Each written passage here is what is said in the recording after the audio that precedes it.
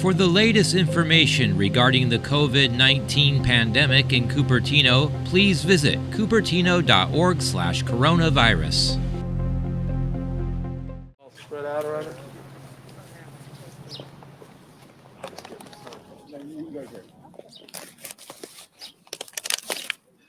Good morning. Thank you all for joining us this morning. Let me try that again. Good morning. All right. It is a beautiful, sunshiny morning here in San Jose, and we're honored to have many distinguished guests. Antes en español, buenos días a todos.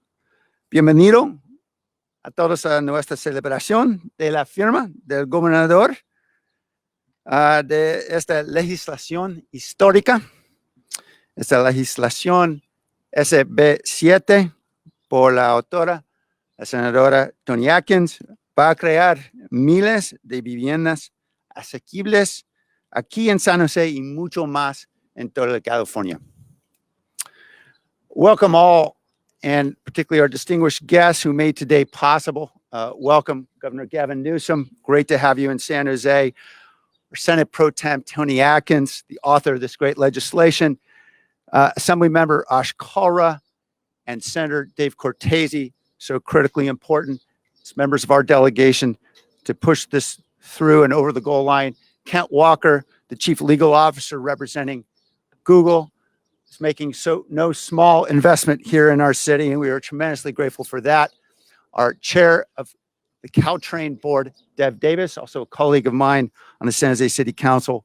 We are here at San Jose's downtown train station, which represents both our past and our future. Today, this historic, quaint nexus for 5 transit systems enables folks to hop on or ride on Caltrain or the Capitol Corridor or ACE. Within months, we'll begin construction on BART to this very location, and then the expansion of this station. And yes, Governor, high-speed rail right here in San Jose. We're going to make it happen. Perhaps not tomorrow, but we're going to make it happen. But it was Chesterton who said that the only sure way of catching a train is missing the one that came before it. And in 2015, Major League Baseball refused to allow the Athletics to build a ballpark right over here, somewhere near the Dancing Pig sign, just to our south. And it was the following year that I quietly began discussions with Mark Golan over at Google about something far more transformative and far more impactful. It would be the largest private sector investment in our city's history, an urban village that would enable our community realize our collective aspirations for the creation of a vibrant downtown here in Silicon Valley's city center. And today, the details of this ambitious project have come into closer focus amid many of the challenges and crises that we face coming out of this pandemic, and of course that California has long grappled with. We have a project today that will confront our affordable housing crisis with the production of more than 4,000 high-density homes, at least 25% of which will be rent-restricted and affordable, addressing our pandemic-related unemployment with the creation of 5,700 prevailing wage construction jobs to build an urban village of more than 7 million square feet of commercial development, something that'd be more than twice the size of Apple's world headquarters, countering climate change by maximizing the highest possible densities here around the transit station, a project that Google would construct at LEED Gold standards with a net zero greenhouse gas emissions and the development of more than 15 acres of parks, open space, and trails. And of course, as this pandemic has exacerbated our stark economic divide, this project will produce more than $1 billion in public benefits, including an unprecedented $200 million fund that Google is voluntarily committing to address anti-displacement, job training, education, and homelessness efforts. Yes, this project confronts many great challenges, and this legislation, SB7, with it defeats many of the false narratives about California and our valley, the pessimistic pronouncements and downcast declarations of the Eeyore caucus about California not being able to get red tape out of the way to make big things happen, to build the affordable housing we need, about tech somehow or another being complicit in some dystopian future that does not recognize the critical needs of equity in our communities. And so we are proving the naysayers wrong, starting today with the governor's signature on SB 7. And I'm so grateful for his strong support for equity, for jobs, and for housing in our community. And I want to thank all the folks who made this possible, starting with the author of this bill, our Senate Pro Tem, Toni Atkins, has been an incredible champion for affordable housing. I'm not sure that there's ever been a greater champion in California's Senate for affordable housing than Toni Atkins. And I'm so grateful for her work on this effort, along with her team members, Kip Lipper and Nick Hardiman. Of course, I need to thank and will absolutely thank Governor Gavin Newsom, who has been tremendous, and most recently through his historic $12 billion commitment through his May Revise to homelessness. We are grateful for his longstanding leadership and, of course, for his patience with the many mayors like myself who routinely nag him about more homeless money. I really want to thank Speaker Anthony Rendon, who stepped up in a huge way to ensure that the bill would move quickly through the Assembly, and particularly Katie Callisto and his team. Of course, our local delegation, really grateful for Assemblymember Ash Kalra, Senator Dave Cortese, who came together with other members of our local delegation to really champion this measure. And our team at the City of San Jose, an awful lot of folks working together, but just on this legislation, Alex Felton, Scott Green, and many others, Bennett Chang, want to thank them. And of course, our Office of Economic Development for leading this work, Nancy Klein, Kim Wallish, Rosalind Huey. But of course, the person I'm about to introduce is critical in all of this, and that is the team from Google and Kent Walker.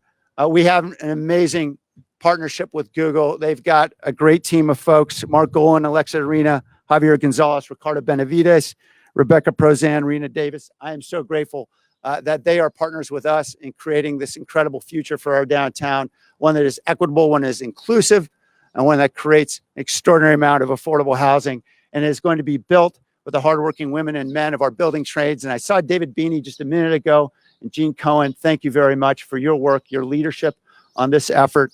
And of course, to Robbie Hunter, who really worked incredibly hard statewide to ensure this bill would have strong support from our hardworking women and men who are going to build this great project. So with no further ado, I'd like to introduce Kent Walker, Chief Legal Officer at Google. Google's investment is certainly historic, but what's even more historic is their awareness, their consciousness, their willingness to absorb the obligation to do more for our community rather than simply put up buildings and make profits.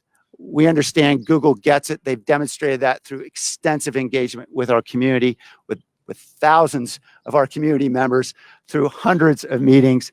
Thank you, Kent, and to the Google team. Thank you very much, Mr. Mayor. Thank you, Governor, President Pro Tem Atkins, and everybody else that the mayor has already thanked. You may not remember, Mr. Mayor, but the last public event we did was actually with you announcing the National 3-Run-1 Day just before the lockdown. So I'm delighted to be anywhere in person today, but particularly here. As you can hear from the background noise, we are in the middle of a transit hub, which is where good planning should put projects like this.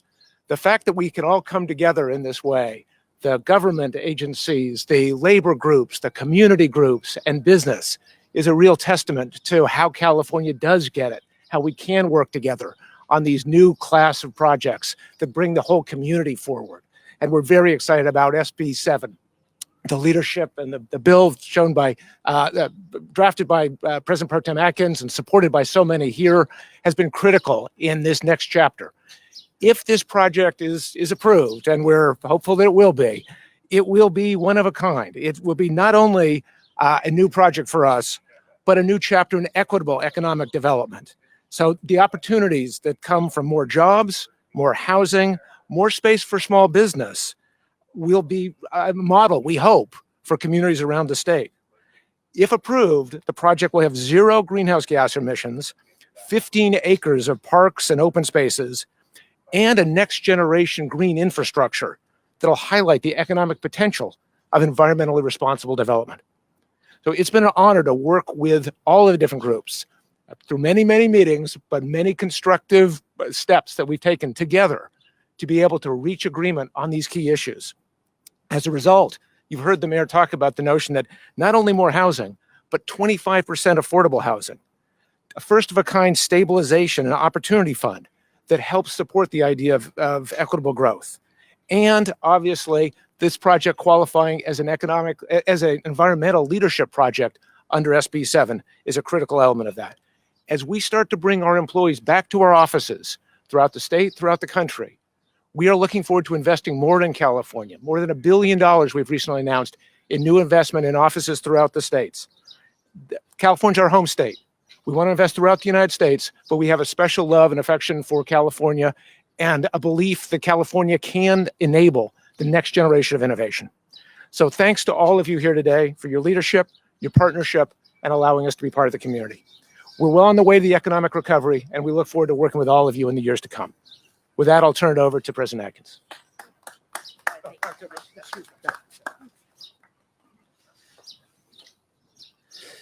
Thank you, Kent. I'm Assembly Member Ash Kalra. It's great to have everyone here in Assembly District 27.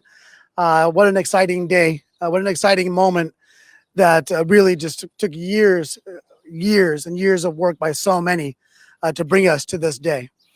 And when we think about the opportunity that we have before us, particularly in terms of the kinds of jobs and having David Beeney and Gene Cohen here, the Building Trades and Labor Council, to think about the thousands of not just quality jobs that are going to create quality products, but the quality of life that creates when you think about the families that's going to support. In addition to the ongoing jobs that are going to be created, not just by Google, but by the development of commercial property, retail. It's extraordinary to think about the opportunity that's being created here today by the signing of this legislation and subsequently approval, pending approval in the City Council. Now, I want to thank everyone that's made this day possible, and I want to start with the community. For 4 years, Working Partnerships USA has led a community-driven effort that Google, frankly, could have not engaged with, but Google did the opposite. And I'm really grateful that Google stepped in right away, working with Working Partnerships, working with the mayor and city council and saying, what are you going to bring to the table if we say yes to you coming into our community? And Google responded. They not only answered the community, but they've answered the community in a way that no other company has in the history of this country. If you think about the amount of community benefits coming into the neighborhood, and now this is going to be community benefits that is going to be overseen by community members on top of the funds for affordable housing, on top of the amount of affordable housing coming into this community. And so we see a public-private community partnership unlike any other that we've seen, certainly in this region, and I would say in this state. However, this has been a long journey to also get it through the legislative process. And I really want to thank someone there's no one more committed and no more persistent on creating housing opportunities, on pushing for affordable housing than our Senate President Pro Tem Toni Atkins. And I just want to express my appreciation for her and her commitment to this. It wasn't easy. She could tell you that. It wasn't easy to get it through, but having someone like Senator Dave Cortese stepping in right at the right time, understanding this community better than anyone, was incredibly valuable to get it over to the Assembly side. On behalf of Speaker Rendon, I want to express gratitude from the Speaker in the partnership to get it over to the Assembly. And of course, I want to thank our Speaker for making sure we got it through in a timely fashion so we can be here today. And I want to thank our Mayor, Sam Liccardo, who every step of the way, whether it's internally here, working with the community, or making sure that we knew what was happening in Sacramento to make sure we were pushing things along. Mayor Liccardo also made sure that this was always a priority to ensure that we weren't going to let this opportunity slip by. And finally, I want to thank our governor. I can thank him for a lot of things today, frankly, after the year we've had. And as we head into this summer, I'm so excited about San Jose and about the reopening and the opportunities that would not be possible without the governor and his team making sure we tackle this pandemic head on. And we see some of the greatest successes in terms of infection rates, vaccines we see in the whole nation because of Governor Gavin Newsom. But the reason why we're here today is because the governor sees a big, bold vision for our state. And it happens not in Sacramento. It happens in communities, one project at a time, one city council at a time. That's how we build a bold future for our state. And it's Governor Gavin Newsom that is leading us towards that future. And that's why I'm so grateful for him being here, for him seeing San Jose for its potential, and for putting his signature where his mouth is in terms of making sure we have the opportunity to create the San Jose I know we all believe in. So thank you all so much.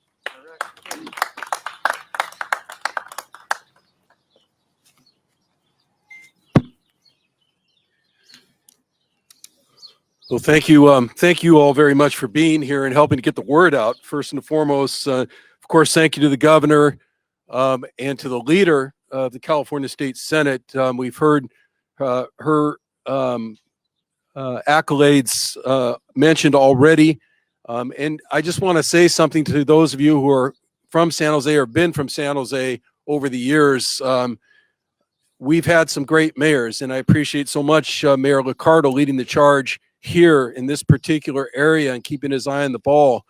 The late, great Mayor Susan Hammer used to say when you would approach her and see her at an event like this and ask her how things are going in the city of San Jose, she would say, great things are happening in the city of San Jose. And I am so reminded in my 4.5 months or so in the California State Senate of those words almost every week, because our President Pro Tem, Senator Toni Atkins, says the same thing, and she's right. Great things are happening in the state of California, and over the last 4.5 months alone, just this calendar year, there's been perhaps more legislation that has changed and transformed the face of this state than ever before in any other 4.5 month period in the state of California. And that's thanks to our governor. That's thanks to our leadership in the state Senate and our leadership in the state assembly. So I want to acknowledge them, but I also know that at some point you'll be looking back at this period of time saying, wow, who knew that the legislature, the governor of this state could get that much work done, again, to change the landscape of the state in such a short period of time. And we're not done. We're not done. We know we're not done because we just saw the governor's revised budget and $100 billion that's going to be invested on top of what you've already seen thus far in the state of California. This bill, authored by our Senate Pro Tem, I'm proud to be a co-author of, will build on the successes of AB 900 and tackle many of the greatest challenges we face as a state. Climate change, our housing crisis, recovering from the current economic crisis brought on by the pandemic. All of those issues will be positively impacted by SB 7. This bill will provide a tremendous infusion of green jobs and energy efficient housing across the state, streamlining administrative paperwork, expediting legal challenges for sustainable economic development projects that can truly transform a community through permanent job creation, housing, and affordable housing production, and environmental leadership. Here in Santa Clara County alone, SB 7 will bring 5,700 prevailing wage construction jobs, as well as long-term on-site jobs, and 4,000 much-needed housing units to our community, 25% of which will be affordable. Right here, next to Diridon Station, through climate-smart, integrated, and efficient infrastructure. And as the mayor said, the station itself will be transformed as part of all of this. I want to pause for a moment and thank the mayor and the city council, particularly for working with our brothers and sisters in labor to make sure that the people that do this work get paid prevailing wages, living wages, and have the workforce protections that they need to survive in one of the highest cost of living areas in the state of California. These new jobs and units will seamlessly integrate into our world-class public transit corridor, one of the busiest transit hubs on the West Coast, served by 7 major transit systems. That's all coming together now as we speak. Again, as a proud co-author of this bill, I want to thank you again, Governor Newsom, for signing the bill into law. Nothing happens without your signature. We all know that. We thank you for investing not only in this community, but again, in our prosperity throughout the state of California. Thank you so much. And now it gives me great honor and privilege for my first time at an event like this to introduce someone I have great respect for, who's doing just a tremendous job, our Senate President Pro Tem, Toni Atkins. Please welcome her. Thank you. Well, good morning. It is so great to be back in San Jose. And Governor, thank you for making this possible today. My good friend, Mayor Sam Liccardo, thank you. And Senator Cortese, thank you. He got elected and quickly became part of our housing lead group, helped us to get this done and back over to the Assembly. I have to add my thanks to my legislative partner, Speaker Rendon, for getting it to us quickly. So a lot has been said, and I want to thank the speakers who talked a lot about what this bill does. But I recognize I stand between the governor and the bill signing, and that is what we're here to do. So I will just say very quickly, this is the outgrowth of California's effective AB 900 program that ended in January, leaving a big question mark for a lot of vital projects like this one. Thank you to Google and to those here locally that made this project a priority along with your mayor and the council. Today, with SB 7 becoming law, we answer that question mark with some big exclamation points. More jobs, more business, more affordable housing. I saw the potential in AB 900 10 years ago when I voted for it to help California recover from the Great Recession then. AB 900 projects are estimated to have created thousands of new high-wage construction jobs, permanent jobs, and 10,000 new housing units. I'm going to add my thanks to all of the staff in the Assembly, the Senate, the governor's office, Jason, for helping to get us here today. So what I would also add, this is important. This is really important for our economic recovery. And this is going to keep us moving. And it is a great day, and it is a good time, despite the challenges, despite the pandemic. So I'm going to wrap it up and turn it over to the governor. But, today, I think what I'm thinking of today would have been my father's 93rd birthday today. And some people who know me know that he was a lead miner and a coal miner in Southwest Virginia. He was also a construction worker and a building trades worker. And as I look at our friends in labor, and thank you for helping to get this bill moving forward again this year to be part of our housing package. This is an economic development tool, but it's also part of a housing package that we have in the Senate that Senator Cortese has worked on. There are other bills in the Assembly that your Assembly member has been pushing and working on. This is an effort between the governor, the executive branch, the Assembly, the Senate, and the community and business to get it done. So all of us are here today. I am so honored to be thinking of my dad today as I look at our friends in labor who are here, and I look at that crane across the street and know what this means for this community and for the state of California. And with that, I'm going to turn it over to Governor Gavin Newsom with my incredible thanks for his tenacity and his making this a priority once that bill came out of the Assembly and we were able to get it done. He was ready to sign it. He was ready to sign it the day that it passed out of the legislature. And so we wanted to take a minute to celebrate this community, and I can't think of a better place and a better project in which to do it. So let me turn it over to our leader, Governor Gavin Newsom.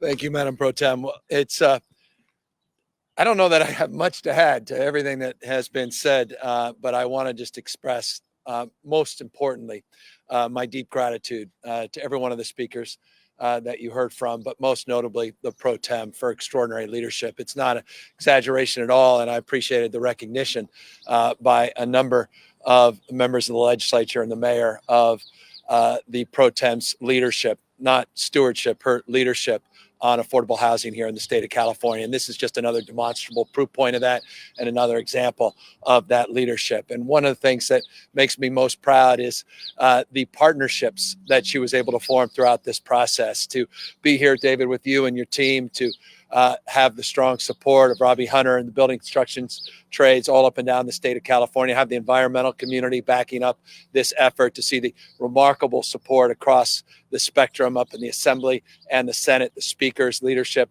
to be here with Google and the incredible private sector investment and the faith and devotion into the future of this city and this region and this state is exactly where we want to be. And it's why we are here. In fact, the pro tem was not exaggerating at all. We were ready to sign this about 20 minutes after I got it. We were on a scheduled Zoom call. I said, I've got this ready to sign, but it doesn't feel right on a Friday to bury this. We need to come out and we need to celebrate this, because this bill deserves attention. Because this bill, and Kent, thank you for highlighting this. This bill is about the investment in the future of the state of California. This bill is about our comeback. This bill is about our renewal. This bill is about our grit, our tenacity. This bill represents the best of California. Our values are part and parcel of this package, this effort to reform, to sequence investment with a little bit more predictability, with a little bit more certainty, to recognize the value of private sector investment and the time value, Kent, of money and that investment, to recognize the world we're living in. In so many ways, the world we invented now is competing against us. Other states are making the case that we are making here today with this legislation. We need to step up our game. We need to recognize that we need to do more and do better to curry these kinds of investments. 25,000 plus permanent jobs just on this site, 5,700 jobs, as the senator said correctly, just in the construction of this site. 7.3 million square feet of commercial space, 500,000 of retail space, this 15 acres, Kent, thank you for highlighting that, of plaza and open space, the certification in terms of the LEED Gold standard, the emphasis now here, Sam Liccardo, your mayor, as he reminds me, they, not just San Francisco, you have the Grand Central Station on the West Coast as well, here at this remarkable transit center. And with BART and high-speed rail, yes, it will eventually connect valley to valley. We will get that done here in the state of California. It just reinforces this moment in our history. So I'm very grateful. I'm very proud as a Californian, obviously as governor, incredibly proud to be here to have the privilege of signing this legislation. I'm so thankful to the senator and the assembly member for their strong support and their strong advocacy, to city council. I look forward to that vote on Tuesday, the last hurdle. Always mindful as a former council member of sorts, the importance of those decisions. And again, no substitute for great mayors. And you got one here in San Jose, and he knows that because I brag on him privately and publicly all up and down the state of California. And so, Sam, it's really a great gift to be here with you as well. And so, with no further ado, let's sign this legislation to answer any questions. And again, thank you, Google, for making this historic investment. With that, let's all socially gather around, recognizing our updated guidelines that came out a few weeks ago. So I got a fancy pen. Is this the same? All right, it's just one. All right, let's do this. All right, we'll do the fake photo first. All right, now sign. There we go. Thank you guys. Done. Bravo, Governor. Thank you, Madam Pro Tem. Thank you. Both. Thank you. Very grateful. With that, we are all here to answer any questions that you may have. Thank you again to the Pro Tem for this privilege and for this opportunity to have her here joining us on this historic signing. With that, any questions? Hi, Governor Newsom, Chris Wynn from ABC 7 News in San Francisco.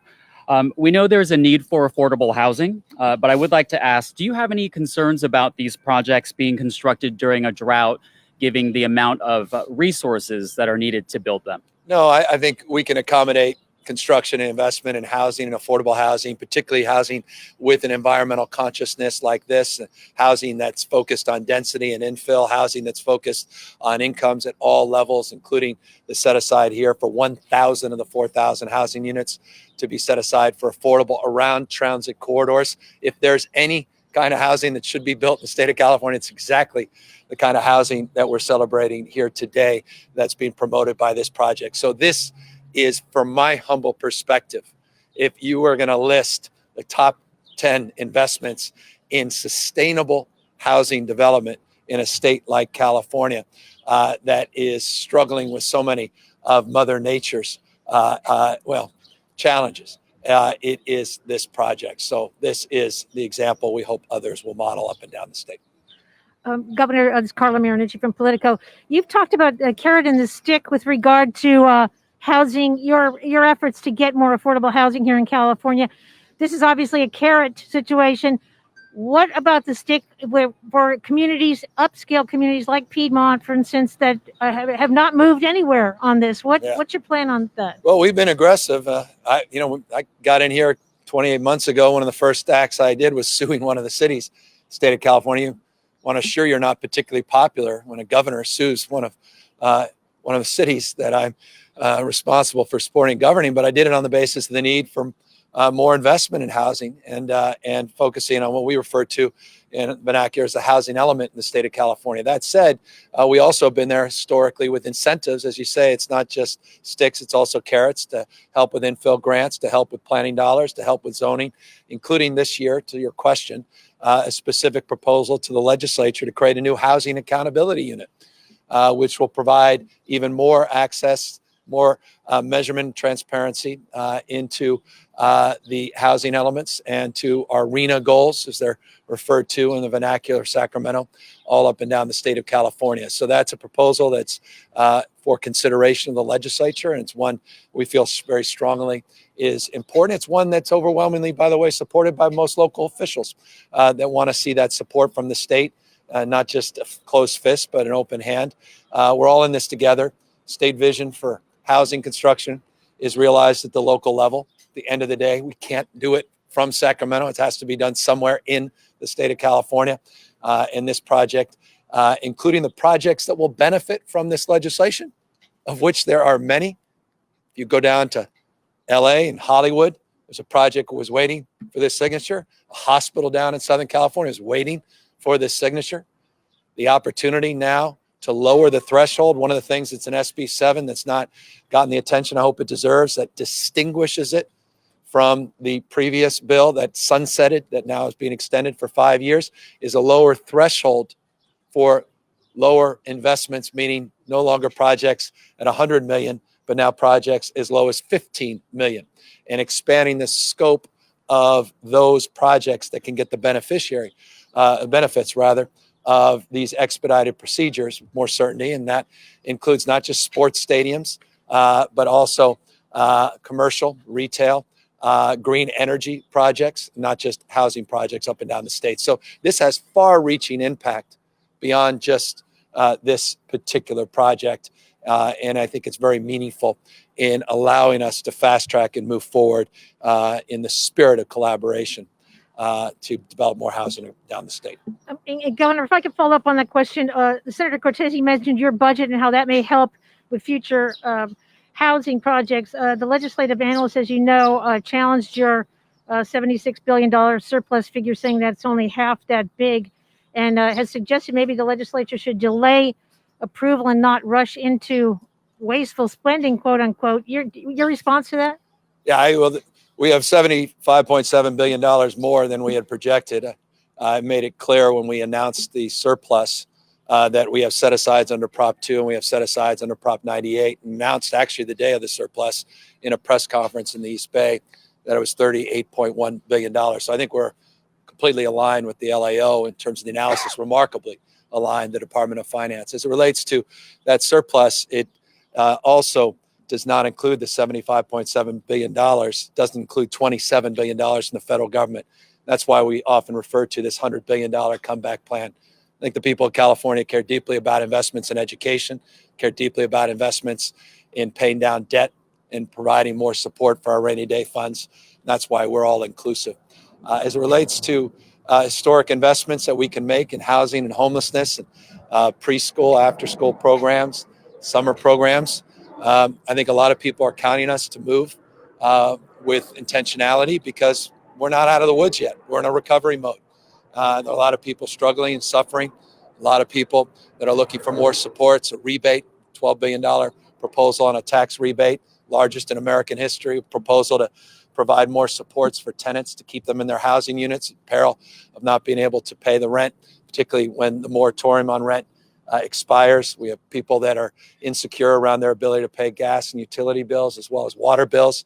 All of those are part and parcel of the budget proposals. And I know there's a lot of extraordinary ideas coming from the Senate, their leaders, as well as the Assembly and their leaders. And we look forward to working together and adjudicate those issues and nuances as we do every year in the spirit of collaboration and in the spirit, in closing, that Senator Cortez just advanced. And that is this remarkable spirit of collaboration that he rightfully recognized is almost historic in the work that has been done between the legislature and the executive branch in the last 4.5 months. He's absolutely right to move forward with urgency a lot of critical programs and investments because the people of California deserve nothing less.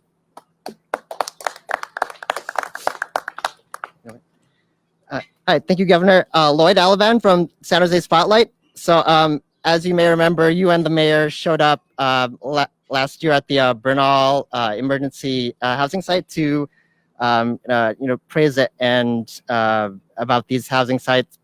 And as an investigation that we've done at San Jose Spotlight, found that at this site there's several wage theft allegations as well as several allegations of unsafe working conditions. And now that we're on the cusp of another large affordable housing project, how are you going to ensure that allegations like these don't crop up here at Google West?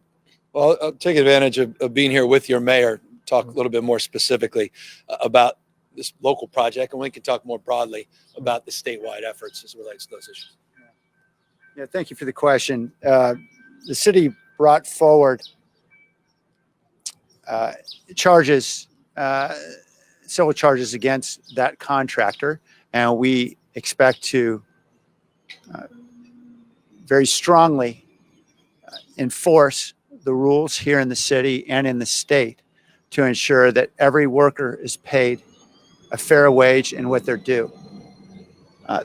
There's no question in my mind, based on what I've seen, that a contractor failed to pay workers what they were due. And we are going to do everything we can in the city of San Jose locally. And we're going to work with state enforcement as well to ensure that doesn't happen again. But I think it's very important to recognize that these are not the result of actions in any way attributable to the state or the governor. There's nothing that the governor or the state did that enabled that. To the contrary, they have very clear rules and they have an enforcement mechanism and a team that we're working with to ensure this doesn't happen again. Not much more I can add on that, except you take all of these things very, very seriously and you hold folks to account, period, full stop. Final question. Governor Lou Hanson from the Mercury News. Thanks for coming today. Housing prices, median housing prices in California are at record levels. There's anticipation that new construction is going to fall in coming years. What do you say to the Californians who are saying there's a better place out of state? And how do you keep this migration from happening? What kind of message can you tell them? Well, I mean, there's no better state in America, period, full stop. This state is special in every way, shape, or form. Not only we're the most diverse state in the world's most diverse democracy, but this is a state that practices pluralism. It's a universal state. It's a state of dreamers and doers. It's a state that dominates in more industries than any other state in America, more engineers, scientists, researchers, Nobel laureates in this state than any other state in America. The state has already enjoyed 99 IPOs year to date, 99 year to date. Eat your heart out, all those other states that seem to get more attention from your readers than others. We've had record-breaking venture capital last year in the state of California. Fact. #1 innovation state in America, according to the Bloomberg Innovation Index that just came out. Fortune magazine, Time magazine just did 2 articles, top 100 fastest growing companies and the top 100 most influential companies in the world. California dominating in that space. The venture capital coming out of the state of California, you look at the next 4 states combined, and by a multiple of 2, we have more venture capital emanating out of this state than any other state. We had record-breaking startups last year in the state of California, went up 21.7%. We're putting unprecedented investment back into the economy, rebates, tax rebates, investments into housing, unprecedented investments into housing. This announcement today is a demonstrable proof point of our commitment to housing at all income levels and partnering with companies, private companies all across the state of California to make investments in this state. So I'm not just long the state of California. I'm really proud of this state. And those that write our obituary, and they've done so about every 7 to 10 years, are proven wrong over and over and over again. And once again, they'll be proven wrong about their current assessment. California is not coming back. California is roaring back. With that, maybe the last question. Thank you all for the privilege of this opportunity to be here with you and to answer those questions. And thank you again. It is great to have the Pro Tem down here in San Jose. Take care, everybody. Thank you all. For the latest information regarding the COVID-19 pandemic in Cupertino, please visit cupertino.org/coronavirus.